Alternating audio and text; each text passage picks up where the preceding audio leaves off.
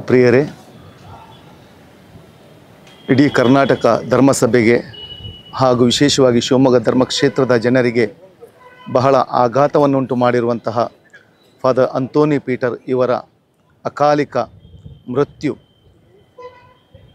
ಅಪ್ರತಿಮ ವಾಗ್ಮಿ, ಪ್ರಬುದ್ಧ ಪ್ರಬೋಧಕ, ದೈವ ಭಕ್ತ ಹಾಗೂ ಎಲ್ಲರಲ್ಲಿಯೂ ಕೂಡ ಮಾನವೀಯ ಮೌಲ್ಯಗಳೊಂದಿಗೆ ಸಂಹರಿಸುತ್ತಿದ್ದಂತಹ ನಮ್ಮ ಸಹೋದರ ಫಾದರ್ ಅಂತೋನಿ ಪೀಟರ್ ಇಂದು ನಮ್ಮ ಜೊತೆ ಇಲ್ಲದಿರುವುದು ನಿಜವಾಗಿಯೂ ಕೂಡ ನಮಗೆ ಒಪ್ಪಿಕೊಳ್ಳಲಾಗುತ್ತಿಲ್ಲ.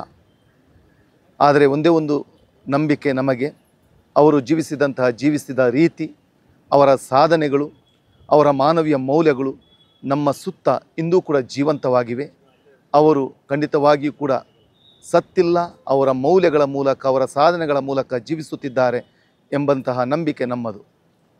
ಎಲ್ಲರಿಗೂ ಕೂಡ, ವಿಶೇಷವಾಗಿ ಅವರ ಕುಟುಂಬದವರಿಗೆ, ಅವರ ಭಕ್ತರಿಗೆ, ಕರ್ನಾಟಕದ ಹಾಗೂ ಶಿವಮೊಗ್ಗ ಧರ್ಮಕ್ಷೇತ್ರದ ಎಲ್ಲ ಜನರಿಗೆ ತೀವ್ರ ಸಂತಾಪಗಳನ್ನು ಶಿವಮೊಗ್ಗ ಧರ್ಮಕ್ಷೇತ್ರದ ಪರವಾಗಿ ನಾನು ಕೋರುತ್ತೇನೆ.